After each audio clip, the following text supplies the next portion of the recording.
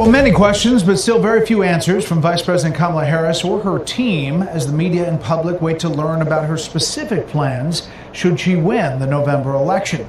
The Democratic presidential nominee is, however, doing an about-face on another big issue.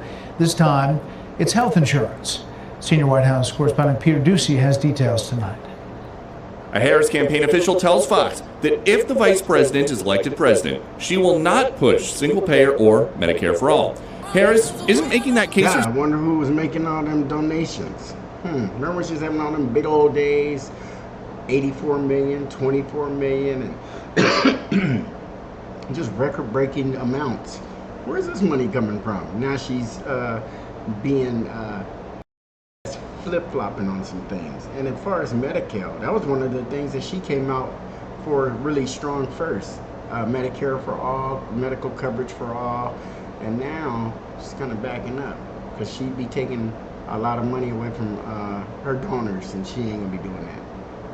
Hell no. Self publicly yet, though it represents quite an evolution on healthcare. In 2017, Harris was the first Senate Democrat to co-sponsor Bernie Sanders' Medicare for All bill. That's what I'm saying. How do you go from being the first to pop out? That's in your heart. The other senators was even holding back, and you.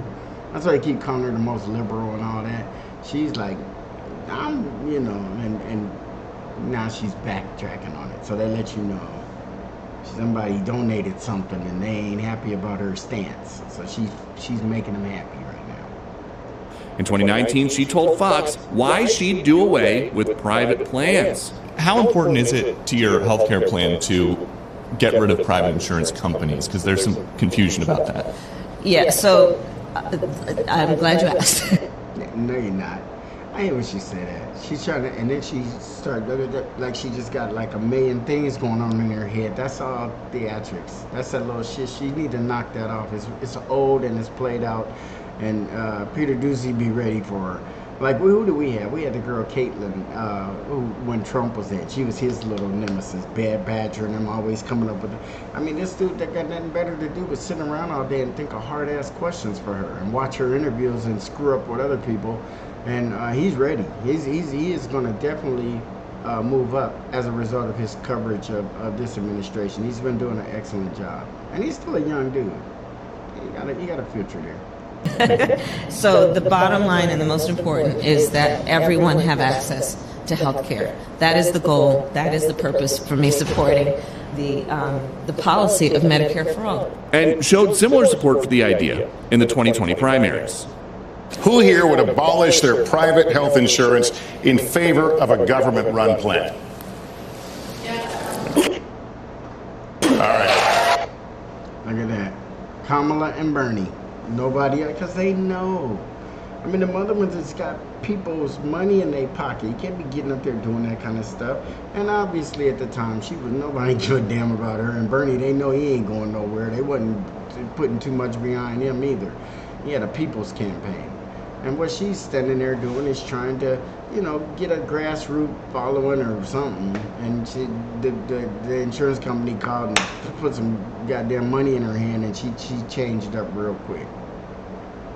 I don't know if this is the one we want to be putting our eggs in that basket. I just don't think so. And now Trump either. Don't get me wrong, oh God. There's Trump either. But maybe we need to strategize. We need to start a strategy. Because voting and praying, ooh, it's stressful, y'all. You vote and you go home, you be praying, and then don't nothing ever happen. Medicare for all, then Senator Harris argued, was key to convenience. You don't have to go through the process of going through an insurance company. Let's eliminate all of that. And now you walking it back. That's what I'm saying. It's so yesterday. Let's just, I don't trust her. Move on. Later in 2019, Harris changed her position slightly to allow some private insurance plans and told Axios on HBO, "I knew I'd be called a flip-flopper for that." Harris campaign officials press on why Harris isn't answering questions on this and other apparent policy evolutions herself. Just because she doesn't have an interview scheduled on her public schedule doesn't mean that she's not taking her message directly to voters. Her website. She doesn't have an interview scheduled. It doesn't mean she's not taking the message right. Well, take your policy to the voters. Take your policy to the voters. Speak about your policy and what good you're going to do for the country, and kind of cut back on the Donald Trump. I think you guys have scared the shit out of us as far as Donald Trump goes. We believe you. Now, let us see what you're going to do. Because you can't just say bad things about the guy and not have anything that you're going to do good. Let's hear your plan. Still has no issues page. President Biden insists Harris is not as progressive as her record suggests.